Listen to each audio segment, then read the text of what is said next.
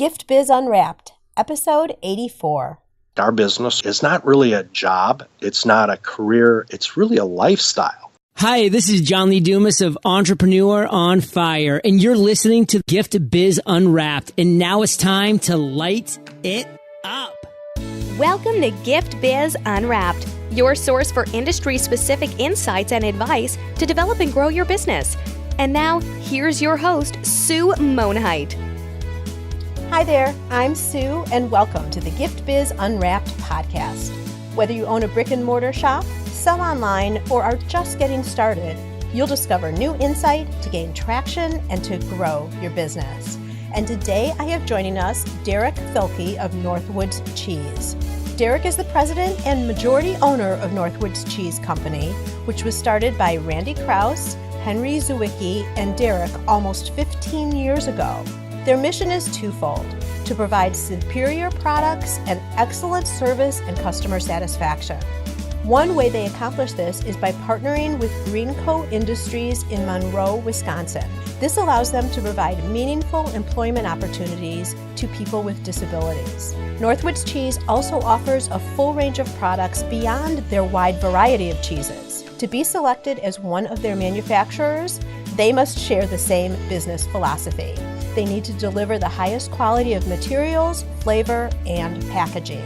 Their newest venture company is Milk Truck Cheese Company, which provides the Cherky brand of food products. The first product offering under this brand contains aged cheddar cheese, bacon, and a hint of jalapeno pepper flavor. Oh my gosh, does that sound yummy?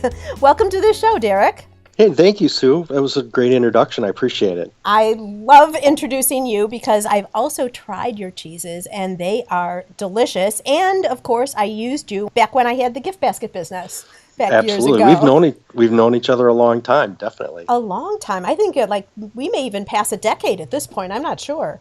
As I get older and older, I think the time frame shortened. So I think we've only known each other a week. Okay, No, I'll go with it. I'll go with that. Fair enough. Well, I'd like to start off the podcast by having people get to know you in a little bit of a different way, and that is by having you describe your ideal motivational candle. It kind of gives a different view of who you are. So if you were to tell us your motivational candle, what color would it be, and what would be the quote on the candle? Oh, sure. It's going to be a hard answer. You were asking for the color, but I'm picturing this company. I met these three ladies at Carlos Creek Winery at the grape stomp that they have every year. They're called Candle Lady Candles, and they make candles that are very different and unique, and they put wine bottle labels on them. And so to name a specific color, I can't, but to tell you about their business, they're kind of motivational to me. Just great ladies, great people, hardworking, and fun to be around. So it's not really color, but it's a grouping of candles. Well, we can just go with wine as the theme, the candle theme. Go. How about that? Perfect. That sounds good. That sounds perfect.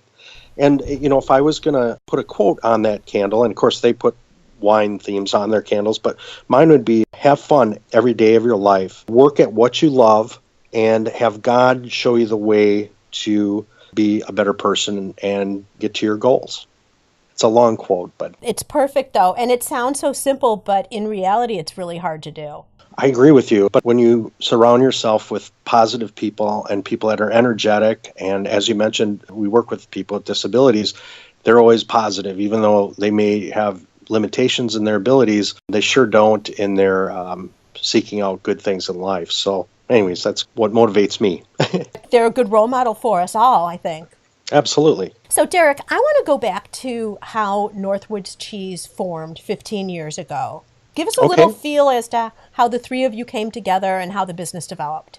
Well, what we basically were thinking of doing, two of us happen to be working for one of our current competitors in a basic way. We were working for this company, and what we didn't like about what they were doing was they were very strict and stringent on what they did. So meaning, like, if you placed an order with them, you had to wait 5 days before they'd ship it out, and you had to adhere to all of these different things that to us just seemed restrictive of building business and growing a relationship together.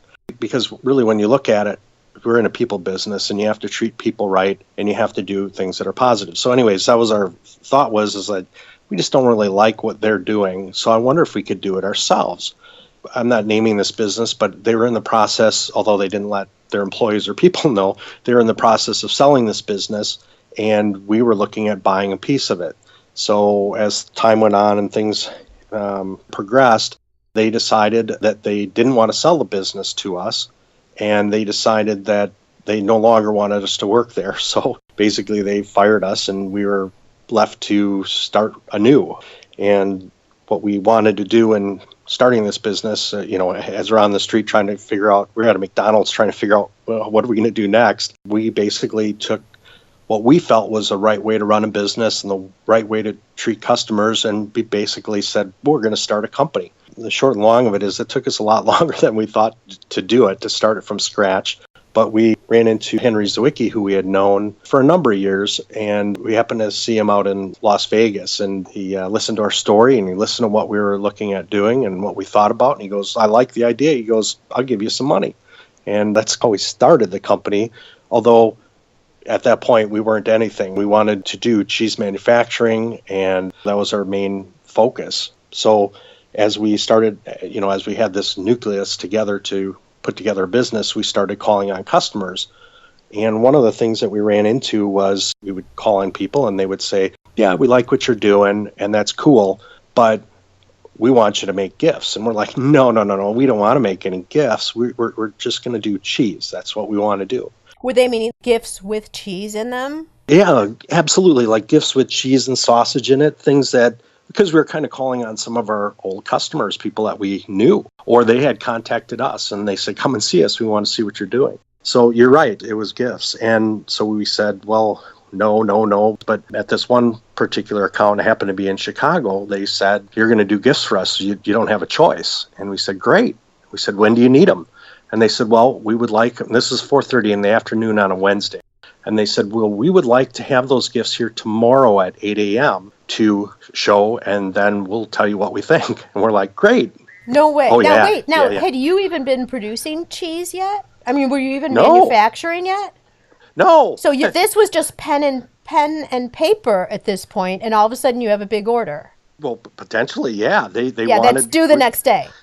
at 8 a.m., yeah. Oh, my gosh. So we got on the parking lot, started calling everybody that we possibly knew, and we were able to secure some samples of cheese and some sausage and some crackers. And we actually contacted a group which was in Toma, Wisconsin, that was called Handy Shop Industries, and it was a sheltered workshop is what they call them, and they employ people with disabilities. And when we got in contact with them, they said, well, yeah, we can make cutting boards and we can put together gifts and we can make crates and we can do a whole bunch of things, like even engraving if you wanted. And we said, great, we're going to be there at like 9 o'clock at night, and we got to work through the night to put this together because we got to be to Chicago at 8 a.m. in the morning. And they said, not a problem. Oh, wow. So we got a whole bunch of people together and created 10 gifts.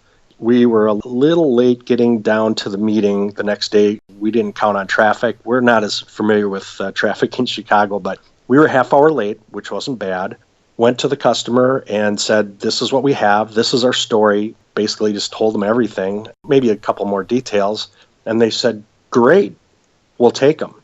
And we're like, what do you mean you'll take them? And they're like, we love the story. We love the idea. We love what you're doing, and we'll take all of them. And we said, yeah, but you always beat us up on pricing and this and that. And they said, no, we're taking it as is. Price as is, no problem at all. And they were our first customer. Were they doing that because they wanted to support you and your growth, you think? I think they liked us. I mean, I don't know how else to say it. I think they liked us as people. They liked what we were doing as far as our idea. And they liked that we jumped through hoops to get it there for them. I mean, it showed that we cared about them as a customer and as people. Anyways, they were our first customer. And we had to work on figuring out how to do the rest of the stuff, but we had a number of months to go, so we were fine. I want to stop you here because there's a couple of things I want to highlight for our listeners.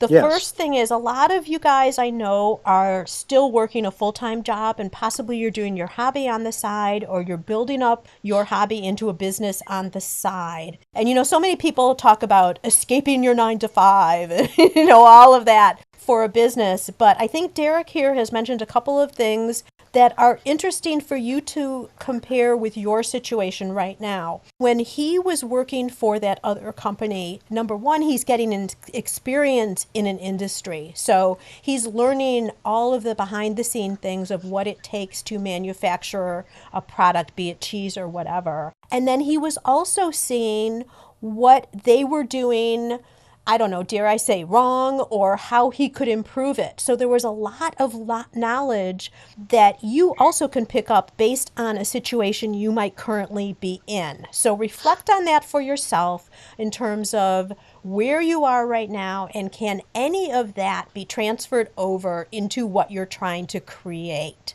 And Sue, I don't mean to interrupt you, but I was going to just say also that, in the niche industry that we're working in, I've worked for all of my competitors over the years, and I've always said this, that I've had the best teachers in the world and the worst teachers in the world. And what I mean by that is that all of the ones that were terrible on whatever, and they tried, don't get me wrong, I'm not being mean, I'm just saying they were terrible. I watched what they did, and I thought in my mind, I'm going to do exactly opposite what they're doing. And then I also had great teachers, and I would take the things that they taught me and showed me and combine that together to form who I was and what my thoughts were and what my philosophy was.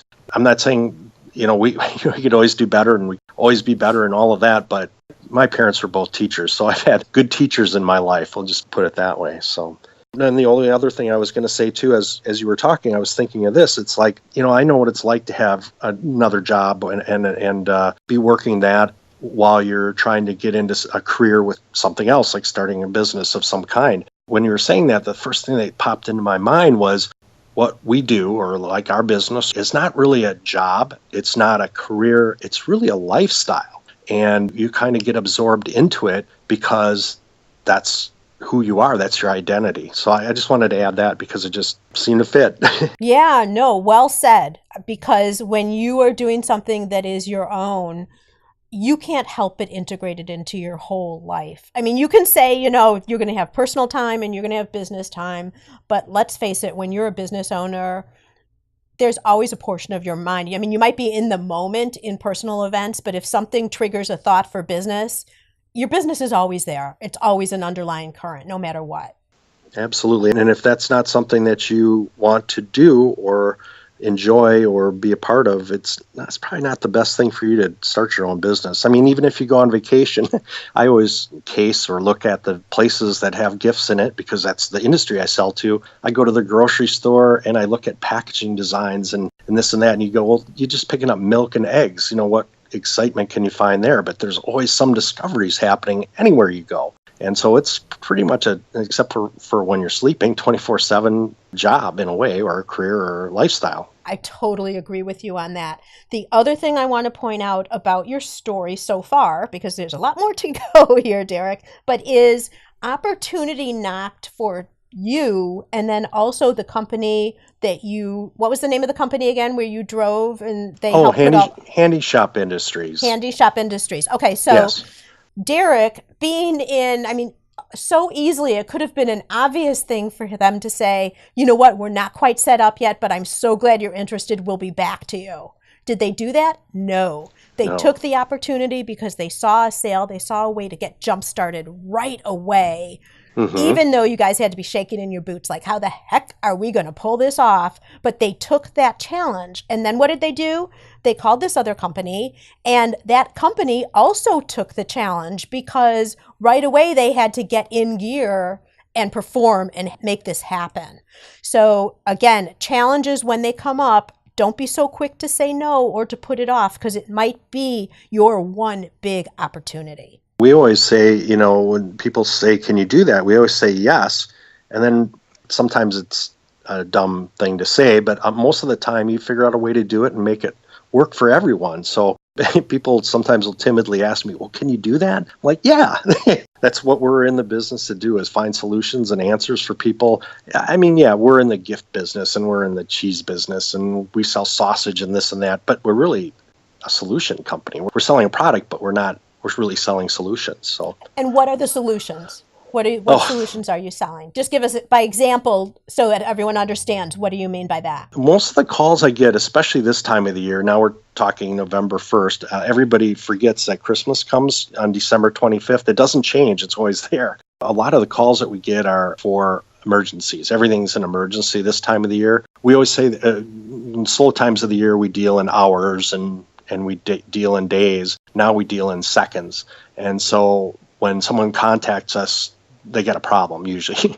And so we find a solution for them, which is, well, guess what? I know somebody that's right next door to you in the same town that's got product. They want to get rid of it. They come on over. They'll give it, or not give it to you, but sell it to you. I can ship that out today. I can, even though you're looking for a gift that we don't currently make, we can design one for you. Things like that. That's what I'm saying by solutions. And if we have the philosophy, if you need something the next day, Sue, I'm talking to you because you're within a driving distance. If we really need to, we'll drive it there and get it to you. Oh, you should not have said that.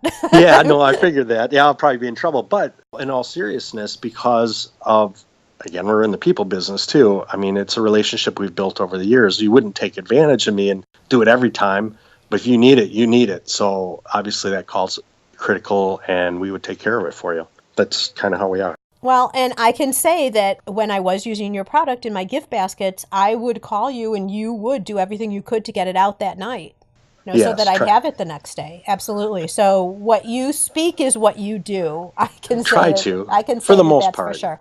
Now, are you 100% wholesale, or do you have individual consumers coming to your site and purchasing as well? We do have people at probably our retail business, if you want to call it that. Retail part of our business is maybe 10% to 15%.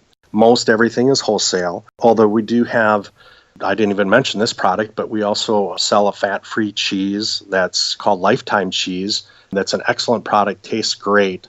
We're mainly a company because of how we're set up. We fulfill orders for individual people throughout the United States. Those orders are smaller, but they're kind of neat because, again, as we mentioned, we're employing people with disabilities, so they can pull those orders, put them together, and ship them out. They do a great job doing those things, where it's 6s, 3s, 10s, 12s, pulling those orders together. So, all right. Now, you've already mentioned in the development of the business and how you started to grow, some of the challenges. Is there something else that you encountered as you were growing the business that was a real challenge for you? Yeah, I think I want to point out two things. One was our first year that we were open for business. We did everything as a salesperson we thought was right, and we did a great job. We were really excited. We came to our accountant at the end of the year and who said, "Hey, guess what? We made money this year." And he goes, No. You don't want to make money your first year. You don't want to make money your second year. You don't want to make money your third year. Then you can start doing it. And we're like looking at each other like, what are you talking about? And I think many of our listeners are saying the same thing. What? Yeah, and I'm like, why? Because I want to make millions of dollars the first year. And he said, no, it's just, you just want to, you have to take advantage. You bought all of this product, you bought all of these labels and this and that. There's things that you need to write off. And, I don't know the accounting end of it because I'm just a sales guy, okay?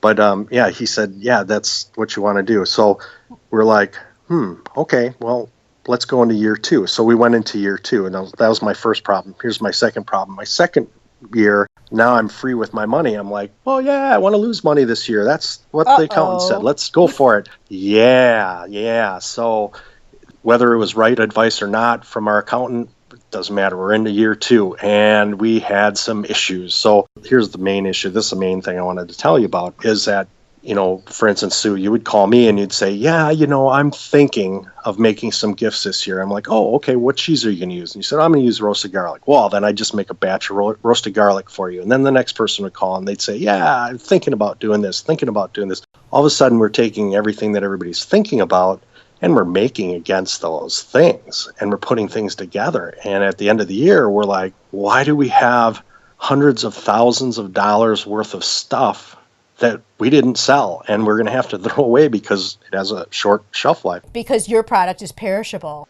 Yes, and I should mention this, that some of the things weren't perishable, like certain boxes, and they do have a life, and labels and some crates and a whole bunch of stuff. Well, let's put it this way. We've been in business 15 years. I still have some of that stuff from 14 years ago. Oh my gosh. And then it's a storage issue. It's taking up space. It's taking up space. It's, it would be nice money that I could put in, my pocket and those types of things. Maybe you should sell some of that on eBay or something. Get rid of it. We tried to do that, but, we bought a lot of stuff. I mean, you can buy a container of this and a container of that, and all of a sudden it adds up really quickly. So there's one of my problems that I had to overcome. So let me ask you this. So a couple of questions on the first year. Okay, so the first year, he was saying that because then you owed a lot in taxes because your company was profitable right from the start. Correct. Yes. Okay. And there was things that we could have done differently. Again, that's more of a issue that I don't know anything about. Yeah, exactly. We made money. It wasn't a lot of money, but it was money. Right. Okay. So good point in terms of staying close with your bookkeeper or your tax accountants or whoever to plan your path before it actually happens versus afterwards. I guess that may be a learning. Now, question for you. You were still pulling a salary. From the business? Yeah. Yes, we were. So making too much money or not making enough money doesn't mean you're not getting paid. That was the point I wanted to try and get to. Correct. That's part of the cost of the business.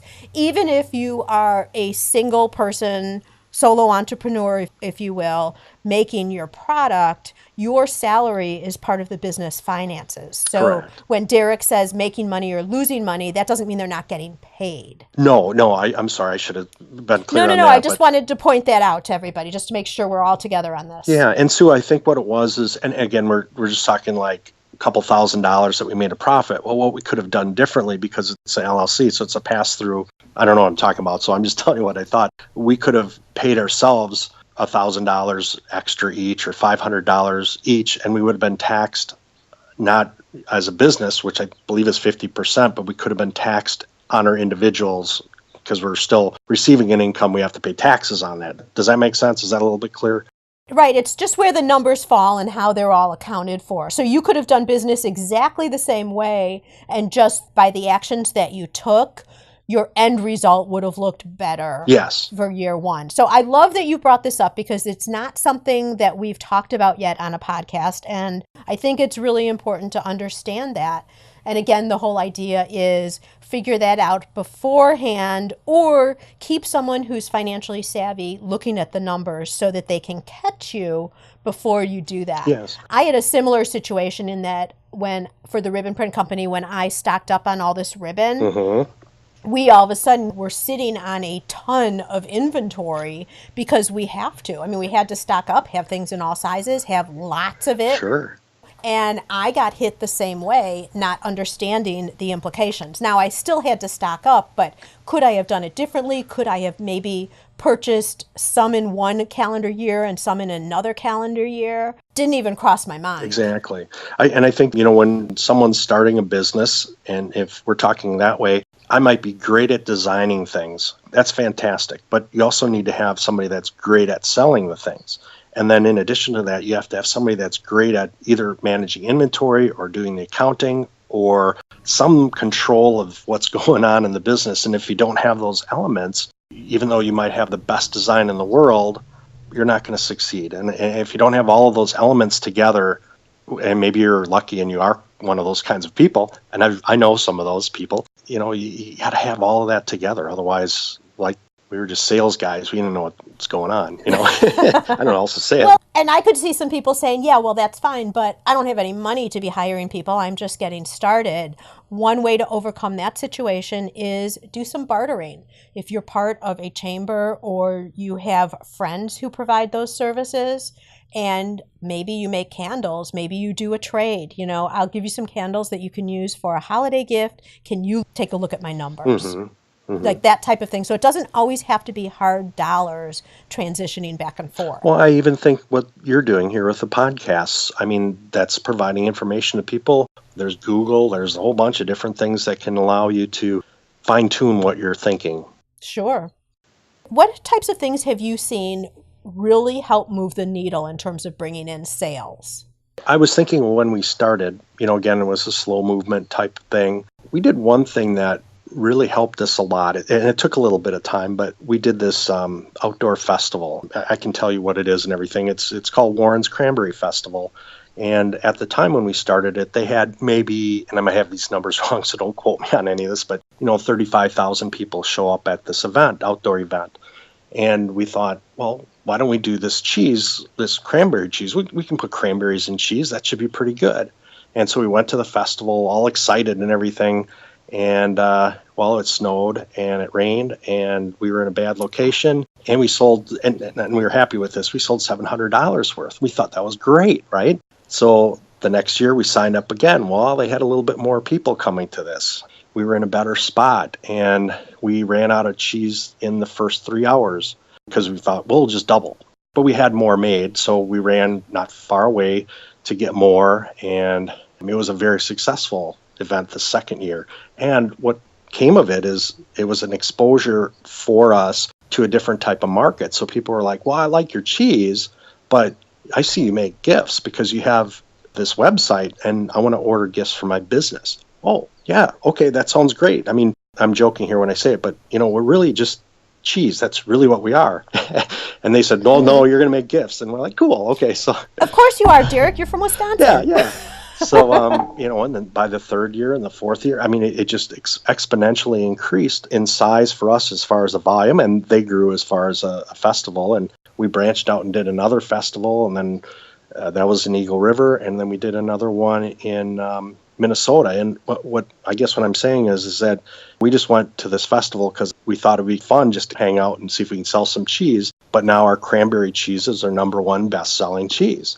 And it's not because of the business that we're doing at the festival, which is substantial. It's good, but it's a unique, interesting product that has a year-round use. I mean, it sells a lot for Valentine's Day. It sells a lot for Thanksgiving and Christmas and really any time of the year. And we wouldn't have done it if Joe from Handy Shop Industries said, yeah, we're going to be in the parade at this festival. You guys should bring some cheese there.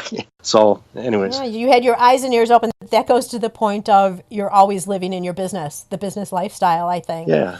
The other thing is when we are so close to our business, we think that everybody knows everything we do. Oh, true. And you said something really potent. The festivals are great because they give exposure to different sides of your business. The whole gift thing that really you were just there to sell the cranberry cheese. If people knew of Northwoods Cheese, I'm sure they would come up to your table, if nothing else but to get samples. Oh, yeah. It's so yummy. Thank you. But then they see the cranberry cheese, and then they see all these gifts. That sparks an idea, and what a successful situation, right? Right. Then people buy for their business, and then you just keep doing more of what works, meaning going to the festivals. Well, we brought our catalog, and then by accident, we had some gifts like the second year.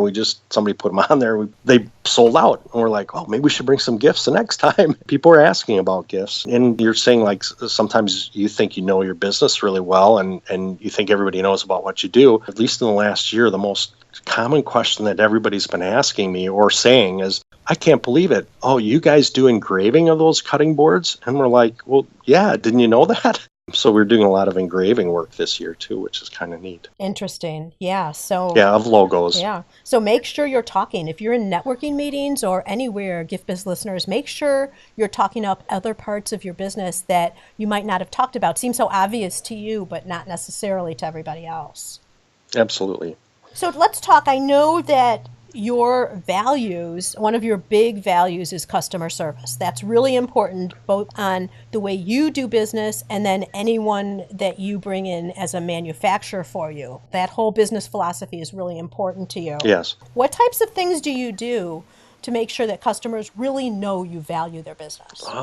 Well, now everybody's going to know my trick, and I've told people know this, and I talk about it, but I use a program called ACT. It's ACT with an exclamation point. I believe it's by Intuit, but it's a customer database management type program. The short version of what it is, and I can go in more details if you want, but basically, way back when I started with ACT, like Act 1, and now it's 18.1 or something like that. I don't know what the number is. But anyway, what it does is you basically put the people's name and their phone numbers and emails. And each time you contact them by email or calling or talking to them on the phone, I put notes in this ACT program. And so, for instance, say if you called me on the phone, we have caller ID, so it has a phone number on there, and you'll notice that I never answer on the first ring. You'll find that about me. It's usually on the third ring because I have to type in the phone number. Now, a lot of people have anonymous or it's blanked or you can't tell what the number is. So once I answer the phone, then I'm also, they'll say, hi, this is Sue from Ribbon Print. Okay, so I'm going to type in Sue or I'm going to type in Ribbon. And when I type that into this program, it'll pull it up. So say if it's Sue's, there might be 100 Sue's, okay? But I can narrow down that list to maybe 5 or 6 because you have a Midwestern accent, you don't have a Southern accent. You know what I'm saying? I can narrow it down and pretty much pick out who it is. And the reason I'm telling you all this detail, this is what I'm doing when that phone call comes in. And my notes, if I do a good job keeping notes, I can say things like, oh, yeah, it's so good to talk to you. And they said, oh, yeah, you remember me? I said, yeah, we talked, and because it's right in front of me. Yeah, we talked in March, and you had said that your daughter was having a baby. Well, does she have a boy or a girl? And it just adds a little personal touch to it. And maybe it sounds like I'm manipulating the situation or whatever, but I really care about the customers. And so it's important to me that I have that information in front of me. So that's one of the things that I do. Well, and I think by nature of even putting it in there, it helps you to remember it anyway. Yes. So that's kind of your backup. And let's face it, as we all get older, and when you grow and have a lot of customers, it's unrealistic that you would even be able to remember all of that at some point. True. And I usually can remember people by their voice, not their name. It's the weirdest thing. So their voice usually sets me going on who it might be. And what also is important is, we're not perfect, so we make mistakes, we make errors, we do things wrong. And I have a good note system in here. So like, for instance, if I sent an order to the wrong address before, I don't know, I'm making things up here, but I can say... Because you've never done that, Dave. Yeah, I've done it, yes. Yes, not today, though. But, all right, good. But I can say, Alice or Mary or whatever, I'm saying we shipped the wrong address this time. I just want to make sure that I verify where I'm shipping to this time so I don't make that error. And people seem to appreciate that you make sure or care that you're trying to do things right. Because that's in the end of the day, that's what you want to do. You want to do things right. Right. And I think if people really see that you're making an effort and something does go wrong, they're much more forgiving. Oh, absolutely. And the other thing I was going to say is this, and it might sound a little weird, but I always say that, yeah, I'm just really more lazy. It's so hard to fix error than it is to do it right the first time. So I say I'm lazy. I want to do it right the first time. That's what I say. I love that. That's good. I like that. Yeah, I don't know. Works for me. Yeah, it makes sense to me. Yeah. And I'm not lazy, by the way, but that's how I say it. So. No, I know you're not. You're out and about at shows all the time, Trying and to. you're talking with customers all the time. That I know. Trying to. So Derek, we're going to move now into our reflection section, okay. Getting to know a little bit more about you as a person and things that have helped you to be successful. If there's one trait that you say you'd call upon regularly that's just an innate quality of yours, what would that be? Well, I just said I was lazy, so that's not it. But good. No, it's absolutely not. I got to say it this way. My father is somebody that I really aspire to be like. And my dad is very hardworking and very dedicated to what he does. And he is a person that's now retired. So he's only working 5 days a week. I'm telling you exactly what he says. Now he's only working 5 days a week. And I can't tell you his age, but if you met him, you'd say there's no way he's the age that he is. And he doesn't even know how old he is, by the way. But I think that the trait of being very hardworking, never giving up, and never taking I could tell this about my dad. My dad only missed 2 days of work in his entire life. And he missed 1 day because his mom died and 1 day because his father died. I don't know if that's a trait, but hopefully I'm encapsulating ideally what I would like to be like, or that's a trait that I show. The whole idea of being hardworking, dedicated to your business, and loving what you do allows you to do both of those things. If you love what you're doing, you want to be hardworking because you like being there. Well, absolutely. And I should say it this way also, with a few exceptions. I've had bad days, maybe like 3 of them in my life. But for the most part, I've never really worked a day in my life. It's just fun. People spend time fishing, hunting, playing tennis, golfing, whatever. To me, that's like work because, some of those I love to do, of course. But, there's still kind of work because you have to work on them. Well, if I love what I do in my business and my job and how I'm meeting people and talking to people, that's fun. That's fun. So I was, like I said, maybe 3 days I worked in my entire life. And that's because they were not so good at days. But that happens. Well, we're going to have them. And if you can count them on a hand, you're pretty lucky, Yeah. I'd say. Maybe 2 hands. Yeah, maybe 2 hands. So you've already talked about ACT a little bit. Is there another tool that you use to keep productive, or is ACT the one? ACT is pretty much, I've talked about it in training classes, for seminars that I've gone to. I'm maybe not the best person to talk about it because I know it so well. I live it. I use it every single day. But I guess I really have to say whether it's ACT or it's another database manager, I know there's other tools that are out there that people can use. I think what you're saying is some type of a client contact manager, being able to be closer to your customers and providing them the service that they need and making them feel special because you recall conversations that you've had in the past. All of that. And that's all important for me in my life as things get busier. This time of the year, like I said, we work now in seconds, not minutes or hours or days. If I don't keep track of everything, I'll start to forget things. We work with about 4,000 different customers. I just want to make sure that I have the right stuff or the right information. So, yeah, got it. All right. Is there a book that you've read lately that you think our listeners could find value in? I met a really nice lady a number of years ago, and she told me, hey, you got to start reading the Bible. So I started reading it, and I don't want to get into that part, but I started reading it, and I almost got through it. But what I found, like start to finish. Yeah, start to finish. Old Testament, and that was hard reading. New Testament was good. There's parts and pieces in there that I tried to incorporate in my life, and I'm surprised at how many people I run into that are followers and way stronger faith than I. My faith is very small compared to some people's, and it's interesting. You build a relationship with people of faith. Mm-hmm. I don't know. Maybe this isn't a perfect thing to talk about in this podcast, but I just thought I'd mention it.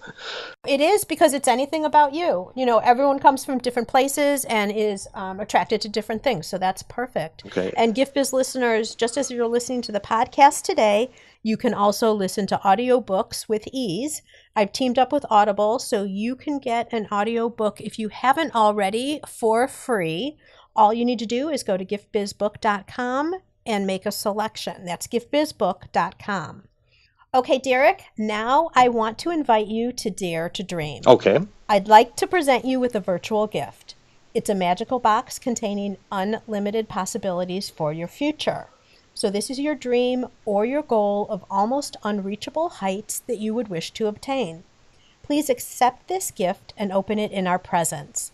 What is inside your box? Well, most people would say that if I was trying to pick the perfect thing to dream about, it would be a lot of candy. Wait, why not cheese? Yeah, no, don't What's laugh. up with that? I like candy. But that's not what's in this box. So thank you very much for presenting it to me. And you'd think maybe the Cubs would win the World Series would be in there. That would be, high on the list. But final game tonight. We'll see what happens. Yeah. But I'm going to keep this in if they win. Fair enough. I guess what I would really like in that box is a real clear. It would tell me what my purpose is in life. You'd say, well, I don't get what you're saying, so let me expound on it a little bit. What I believe my purpose in life is to touch the lives of every person in the entire world and do something for them or with them that makes their life better. So I don't know if that makes any sense to you at all, but I'm hopeful that this box that you're presenting me with would tell me what my purpose is in life. And that purpose would be what I just explained. What do you think about that? I think you're already doing it and you don't even know it. That's what I think. You just want confirmation that you're doing what you should be doing. I think so. Yeah. Yeah. Yeah. And I don't think that's a selfish thing. I think it's I don't know. I was trying to figure. It's not at all. I'm running it through my mind when I'm saying this, and I'm like, oh, does that sound selfish? I don't mean it to be, but wouldn't that be kind of? No, because if your answer was to come back and it was different than what you were already doing, you would probably pivot.